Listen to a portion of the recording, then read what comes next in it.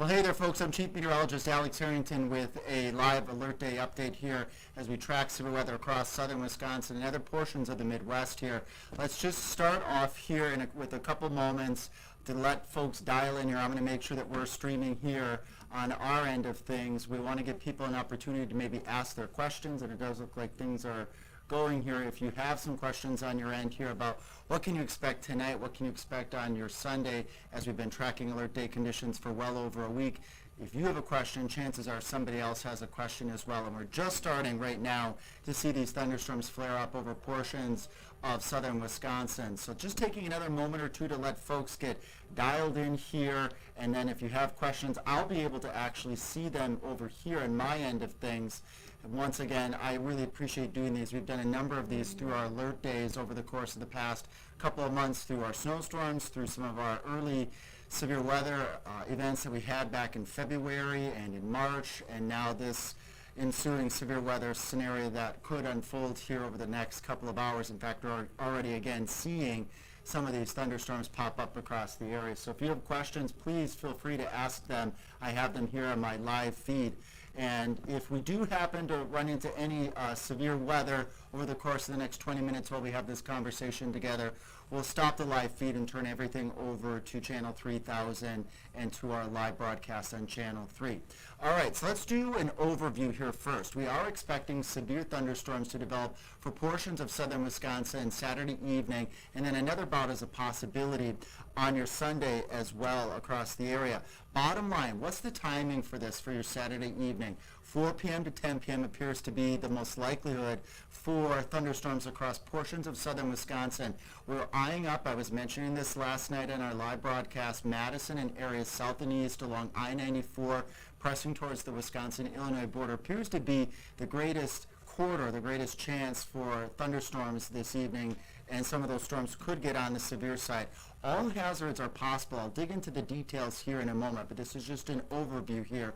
All hazards being large hail, damaging winds, and perhaps a tornado or two and heavy rainfall is also a distinct possibility here.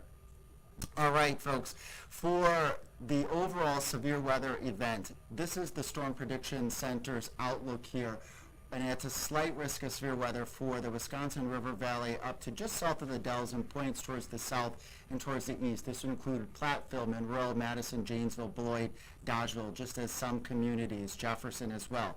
This doesn't mean in our overview that areas north and towards the Dells, up towards Judeau and Adams counties won't get a thunderstorm tonight and won't get a severe thunderstorm tonight. It's just the chances are better for areas towards the south and east, towards the Wisconsin-Illinois border. We have some thunderstorms firing up, as I mentioned, right now. I'm just going to take a moment here and zoom on into a couple of those thunderstorms, and then we'll get to some of your questions here. Right now, I see no severe thunderstorm warnings out there right now, just a little bit of lightning with these thunderstorms. They will rev up as we carry on into the evening here. So, folks, again, this is your opportunity to ask questions as we carry on here through this evening. If you have any questions at all, please feel free to ask them. All right, so that's the overview of where these thunderstorms are right now, and I just want to call out here that there is the possibility, if you're taking note here, just move my screen over here just one more. We can hit the over arrow. There we go. You can see these thunderstorms popping up right now in our Queen Bee radio skycam. This is south and east of the Platteville area as we speak right now. So, folks, that's the overview. Let me just see if you have any questions at this point in time. I'm joined by one of my folks. Corey, is there a particular question at all? Do you have a question? Just gotta take. All right, you can help me out here. It's a live team event here to help out and make sure that we are giving you the latest and greatest information here. So I'm going to actually move on to the details here, folks, as we give you as much information as we can about the development here of the potential for alert day conditions this evening. So just one moment here. We're going to go into actually future track here, and we're going to go step by step, hour by hour with our thunderstorm potential here this evening. So just one moment here as we get some of that set up here on our end of things, and it'll just be a moment here. There we go. And I'm taking remote control. There we go. Future track here. This is what the radar may look like as we move on into the 6, 7 o'clock time frame. As you take note here, areas from Platteville over to Mineral Point, over to Madison, as I was mentioning before, stand the best chance for thunderstorm activity as we move through this evening. This is along a cold front that's going to move south and east slowly over the evening hours, again with the best threats over south central Wisconsin, then eventually over towards southeastern Wisconsin as we march towards 8 o'clock. Strong thunderstorms potentially over southwestern Wisconsin, over Lafayette County. Again, this is just a projection with our future track model becoming more widespread as we head towards 10 o'clock. All hazards would be possible with this line. Good news is, if you want to move out into the future here, we should quiet down overnight tonight. And then just a heads up here that as we carry out into Sunday that there is another potential for severe weather, but a lesser of a threat. I may have an opportunity to get to that in just a moment. All right, so let's take a look at also with some of the details here. What are we tracking? What ingredients go into severe weather forecasting here? First, our temperatures. We have temperatures in the upper 70s to near 80. That's plenty of fuel for showers and thunderstorms across the area. Also, our dew point. That's a measure of moisture across the area. Dew points are in the upper 50s to the lower 60s, and that lines up actually really quite nicely here, folks. If you want to, again, when we think about severe weather forecasting, that area, that line from Lone Rock over to Madison and Point South where you see the blue colors, that's the moisture, that's the fuel for showers and for thunderstorms. And again, we're starting to already see some of those thunderstorms pop up. Our cold front right now stretches, again, from, let's say, Prairie du Chien over to just north of Madison, Wisconsin River Valley, and it's areas that are going to be south and east of this line that stand the best chance for the thunderstorms this evening as we go into the analysis, into the details. Let me see if we have any questions here overall about our severe weather potential for this evening. Oh, wow. We've got plenty of comments coming in here. Question from one of our viewers, is it going to be pretty wicked?